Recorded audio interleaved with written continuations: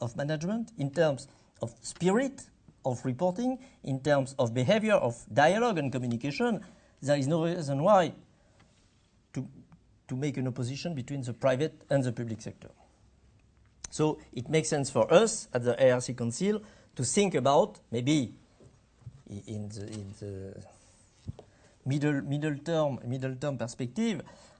Why I say that? Because I do think, to be a little bit engaged with the financial reporting, that the priority obviously is to consolidate the financial pillar in the public sector. But after, you have to enlarge to a broader journey. So that said, what are the key questions? First of all, as somebody to address the public sector issue for adopting the integrated reporting, and is our organization concerned, or other organization could do that, and when it is said that we have to address the issue, how do we have to do? So I listed a lot of questions we started working on at the IRC level in order to launch the exercise. So to talk straight, we plan to work on the public sector components from 2014 up to 2016. And we listed already a lot of concern and issue we have to deal with and we have to solve if we want to keep the momentum to have a sort of indicative framework at the end of 2016, maybe 2017. That means in the 3 years perspective, in order to disseminate a sort of framework up for 2020. So it's a relatively long-term or medium-term perspective. So now I want just to focus on the main characteristic of what should be an integrated reporting journey, because some of you are not so familiar with the details and how it could be applicable to the public sector. So I started from one of my slides used for the business presentation, either for corporation or for analysts or investors. First of all, and I do think it's the same for both in the private and the public sectors, it should be a shift in order to pass from a pure compliant and past-based reporting to a prospective reporting, giving more sense to the reader in terms of understanding what will be the future of your performance.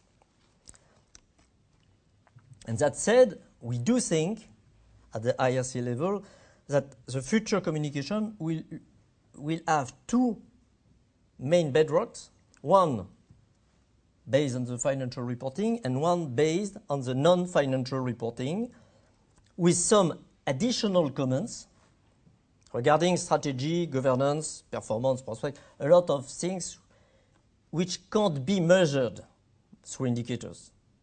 Okay, financial reporting, you have a lot of standards, and I hope in the public sectors we will have more robust standards in the future, and the PwC survey shows that we can be optimistic, and the effort done by the Commission at Brussels is a solid and robust step forward in this way.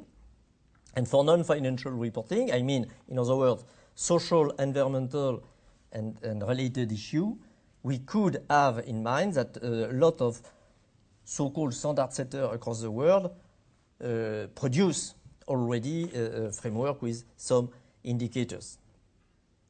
I mentioned just OECD or United Nations in this field. So, coming from these two pillars and with some additional comments, qualitative, we can produce a concise summary of the value creation. Okay, so for the business, the value means mainly the money, but also a lot of outcome coming for employees in terms of training, for the communities in terms of taxes, etc., etc. in the public sector, I do think that we have to adopt this shame, but to adapt it and say value for the public sector, for me, is a combination of effectiveness, efficiency, and economy. It is my personal feeling for the time being. We'll just start the exercise, but so from the beginning, you can see that we can adopt the same perspective, but with some specific adjustment. This slide illustrates what I explained to corporations. That means I try to say the current reporting is not satisfactory for a lot of reasons. Okay, you can read on the slide the reason frequently observed across geographies. That means that the information produced, as I said in my preliminary remarks, are not used by the readers because essentially they are an excess of volume and they are too complex, and in the same time they are not exhaustive. So you have to be more holistic in your reporting process, in your dialogue with all the stakeholders, and in the same time to enlarge the field and also to make a real exercise on materiality in order to select what makes sense in order to give clear messages to the reader. So at the opposite of the weaknesses observed in the market, you have the perspective of integrated report. And what is said on a permanent basis to community, to business communities and to investor analyst communities across the globe for the private sector, I don't see any reason why the same findings could not be addressed in the public sectors, with, once again, some adaptation.